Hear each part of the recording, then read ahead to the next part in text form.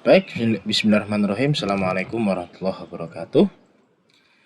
Berjumpa lagi dengan saya Syekh Ainullah, mahasiswa pasca sarjana Universitas Negeri Malang, jurusan Teknologi Pendidikan. NIM saya 2301218069113. Di sini saya akan membahas buku keempat dari total 6 buku yang akan saya bahas. Judulnya adalah Assessment for Linguistically Diverse Students. Buku yang saya lihat, tampak buku dari depan, terdapat beberapa siswi-siswi yang sedang memperhatikan suatu penjelasan di depan mereka, disambil dengan menulis apa yang mereka perhatikan di dalam kelas. Melihat daripada buku ini, melanjutkan apa yang sudah saya pernah paparkan di pembahasan buku pertama juga ya, terkait dengan Content Based Instruction for Emerging Bilinguals. Buku ini juga terkait dengan assessment. Jadi seakan buku kedua ya daripada buku pertama tadi. Cuman di sini bukunya menjelaskan terkait khusus pada asesmennya saja. Dan lebih spesifik linguistik. Nah, seperti itu. Kemudian tema yang diangkat pastinya terkait dengan asesmen linguistik ya pada buku ini, sehingga implementasinya itu juga pada hasil belajar seperti itu, yang mana diharapkan bisa implementasinya itu berjalan dengan baik dan benar seperti itu. Kemudian pada isi konten buku yang dimuat, sekali lagi buku ini juga menjadi buku kedua daripada content based instruction design for emergent bilinguals ya. Pastinya juga mengulangi jargon-jargon atau kalimat-kalimat yang menjadi tema mereka, seperti teaching English language learning. Itu juga menjadi kalimat yang selalu diungkapkan pada penulis seperti itu. Kemudian pada buku ini juga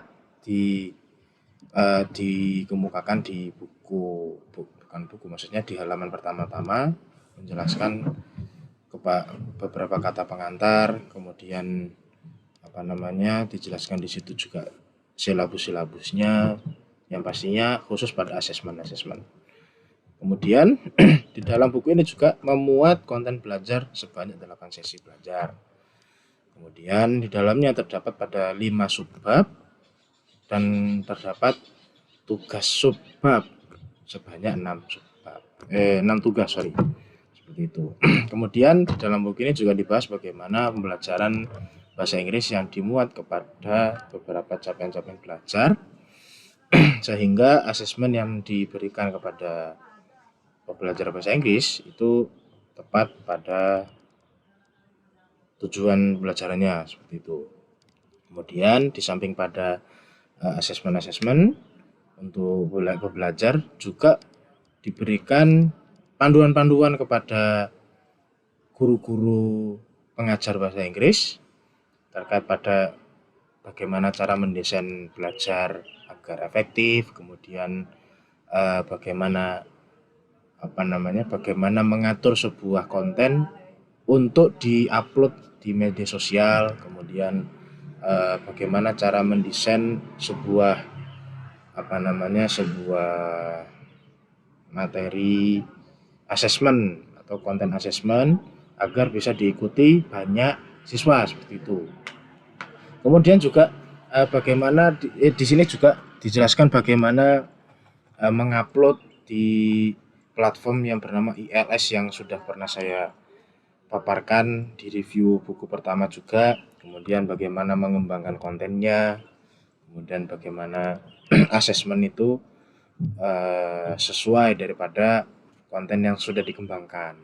Kan pengembangannya juga pastinya tidak keluar daripada 4 kemampuan bahasa seperti writing, kemudian reading, kemudian speaking dan listening. Jadi pastinya pengembangan itu tepat pada kemampuan bahasa ini tadi 4 ya, kemampuan bahasa. Kemudian juga terdapat pada pastinya di evaluasi pembelajaran di sesi terakhir di bab 8 ya. Seperti perenungan desain pembelajaran. Saya lupa bagaimana nama ininya, nama evaluasi itu saya seperti apa, yang jelas seperti itu ya. Kalau di penutupnya seperti itu di sesi 8. Nah, pada sesi evaluasi juga diberikan semacam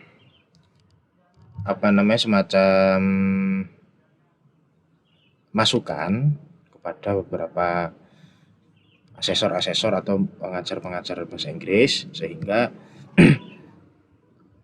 si asesor pun juga memperbaiki desain pembelajarannya pada pembelajaran bahasa Inggris.